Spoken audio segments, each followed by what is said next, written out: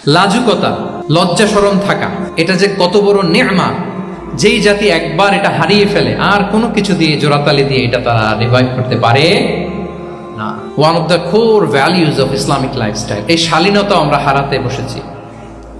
Modesty বললে অনেকে শুধু কাপড় চোপড় নিয়ে চিন্তা করে যে ছোট কাপড় বড় কাপড়। Modesty is not about only clothing but also your behaviour, your dealing, your overall character. শুধু আপনি মডেস্টি শালীনতা বললে কাপড় চোপড় নিয়ে চিন্তা করবেন না।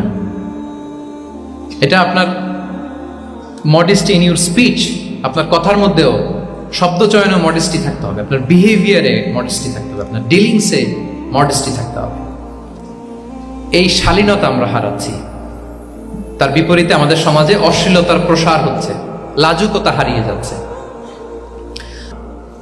এই যে ওয়েস্ট তো এখন যা যা আমাদেরকে শিখাইছে, যেটাকে আমরা স্ট্যান্ডার্ড মনে করি, আবার তারা ফিরতেছে। এই যে ডিভাইসের কথা বলছি না, আপনি অস্ট্রেলিয়ার খোঁজ খবর নেন, যারা খোঁজ নিয়েছেন তারা জানেন আন্ডার 16 কোনো বাচ্চা সোশ্যাল মিডিয়া ইউজ করতে পারে না অস্ট্রেলিয়াতে। 1 মাস অ্যাপ্লাই করে, কান্ট্রি ওয়াইড অ্যাপ্লাই করে দেখায় ফেলছে। Facebook, including Facebook, WhatsApp, Twitter, TikTok, 10টা অ্যাপস যেগুলো বাচ্চাদের মধ্যে এডিকশন নিয়ে আসে, এগুলো সব বন্ধ। জানেন এই নিউজটা? জানেন? মানে ফিরতেছে, উল্টা ফিরতেছে। এই যে শালীনতার কথা আমরা বলি, এটা হারাচ্ছে। রাসূল সাল্লাল্লাহু আলাইহি ওয়াসাল্লাম বলেন, যার শালীনতা নাই, ইযা লাম তাসতাহি ফাসনা মা শি'তা, যখন তোমার লজ্জা শরম থাকবে না, যা মনে চায় তাই করো।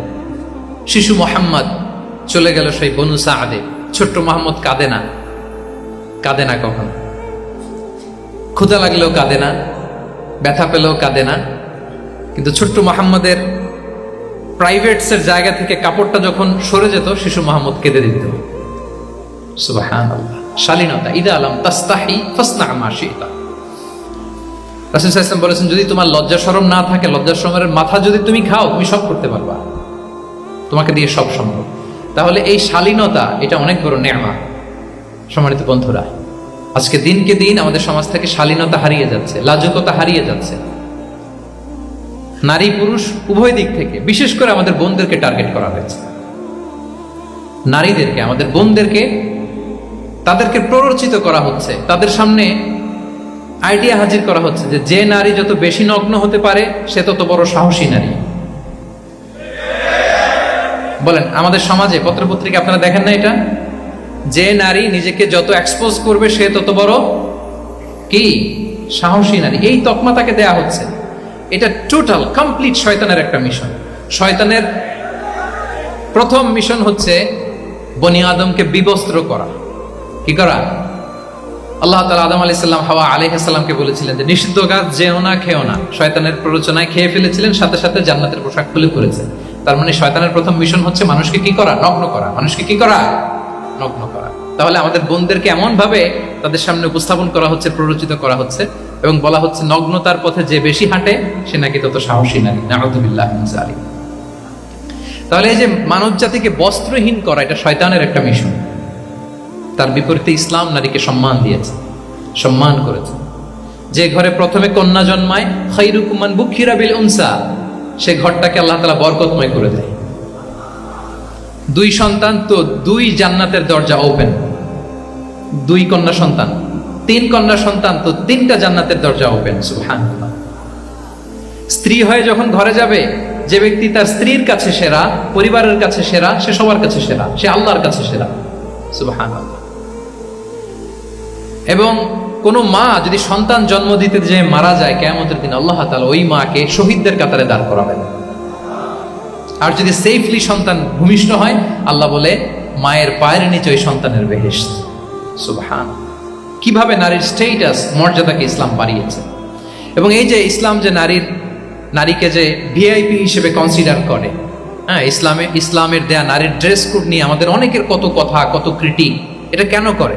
কারণ Islam consider women as a queen. Islam তো নারীকে রানী হিসেবে কনসিডার করে। কি হিসেবে বলেন? আচ্ছা বলেন, যে কুইন হবে, যে রানী হবে, তার একটা স্পেশাল ড্রেস কোড থাকবে না?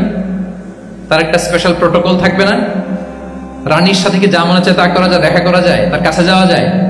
আল্লাহু আকবার। কারণ ইসলাম চায় নারীদের জন্য পৃথিবীটা নিরাপদ হোক। ইসলাম চায় নিজ গৃহে বা কর্মক্ষেত্রে নারীরা নিরাপদ থাক। ইসলামের যত ভ্যালিউজ আছে, যত রুলস এন্ড রেগুলেশন আছে, এটা আমাদের ভালোর জন্য, মানব জাতির কল্যাণের জন্য। তাহলে এই অশ্লীলতা থেকে আমাদের যোজন যোজন দূরে থাকতে হবে। If you talk about Islamic lifestyle, আমাদেরকে শালীনতা, মডেস্টি ফিরিয়ে আনতে হবে। You have to maintain modesty.